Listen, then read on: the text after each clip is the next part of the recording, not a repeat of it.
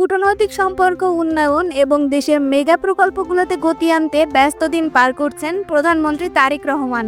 আজ তার সাথে সৌজন্য সাক্ষাৎ করেছেন ঢাকায় নিযুক্ত সৌদি আরবের রাষ্ট্রদূত। এরপরই শাহজালাল আন্তর্জাতিক বিমানবন্দরের তৃতীয় টার্মিনাল নিয়ে একটি গুরুত্বপূর্ণ পর্যালোচনা সভায় সভাপতিত্ব করেন প্রধানমন্ত্রী। আজ রবিবার 22শে ফেব্রুয়ারি সকালে ঢাকা সচিবালয়ের মন্ত্রিপরিষদ বিভাগে প্রধানমন্ত্রীর কার্যালয়ে এই সৌজন্য সাক্ষাৎ অনুষ্ঠিত হয়। প্রধানমন্ত্রী তারেক রহমানের সাথে সাক্ষাৎ করেন ঢাকায় নিযুক্ত সৌদি আরবের রাষ্ট্রদূত ডক্টর আবদুল্লাহ জাফর এইচ বিন আবিয়া।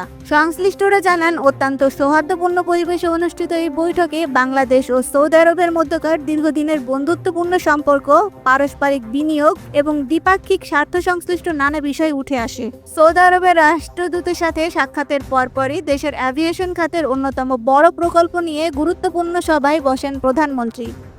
সচিবালয়ের মন্ত্রিপরিষদ বিভাগের সভাকক্ষে তার সভাপতিত্বে অনুষ্ঠিত হয় হজরত শাহজালাল আন্তর্জাতিক বিমানবন্দরের বহুল প্রতীক্ষিত তৃতীয় টার্মিনাল বিষয়ক বিশেষ সভায় থার্ড টার্মিনালের বর্তমান অগ্রগতি পর্যালোচনা করা হয়। দেশের আকাশপথে যোগাযোগ ব্যবস্থাকে বিশ্বমানের করতে এবং এই টার্মিনালের কাজ দ্রুত ও সুচারুভাবে সম্পন্ন করার বিষয়ে সংশ্লিষ্টদের গুরুত্বপূর্ণ দিক নির্দেশনা দেন প্রধানমন্ত্রী জনাব তারেক রহমান।